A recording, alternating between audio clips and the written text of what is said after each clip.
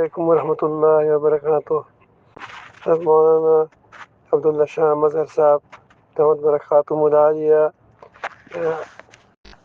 مجھے پہلے تو یہ معلوم ہوا تھا کہ بہت سی افراد اور کشتیاں وہ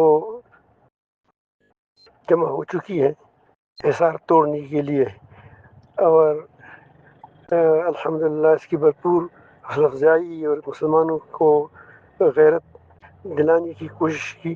اور اس میں تو لیکن اس وقت مجھے صرف یہ پتہ تھا، معلوم تھا کہ اس میں کچھ حضرات پاکستان کے ہیں، اور خصوصاً سینچر مشتاق صاحب جو ہر خیر کے کام میں پیش ہوتے ہیں۔ اللہ تعالیٰ اس کی عمر میں برکت نصیب فرمائے۔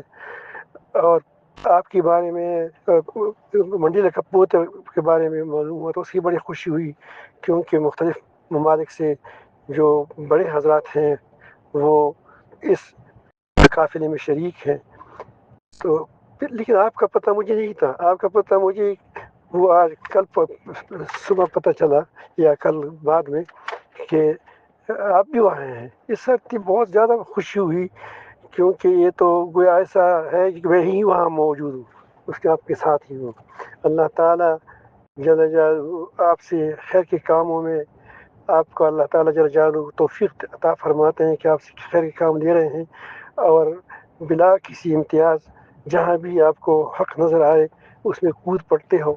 اللہ تعالیٰ اور خود اللہ تعالیٰ جل جلالہ پاکستان کی بھی حفاظت فرمائیں، کیونکہ پاکستان ہمیشہ خیر کے کاموں میں کوشش کرتا ہے کہ حصہ لے لے، خواہ ظاہراً ہو یا باطناً ہو، یا لوگوں کے ساتھ اعلانیہ ہو یا چھپ کی ہو، لیکن وہ الحمدللہ کچھ نہ کچھ چونکہ مجھے معلومات ہوتی رہتی ہے وہ حصہ لیتے ہیں۔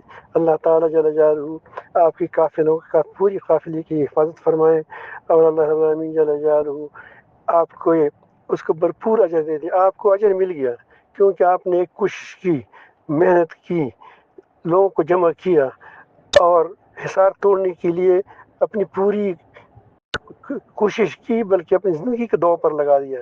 یہ تو ایسے ہی معلوم ہوتا ہے، کیونکہ ایسی آسان سفر تو نہیں ہے، لیکن اس کا اجر آپ کو اللہ تعالیٰ دے گا۔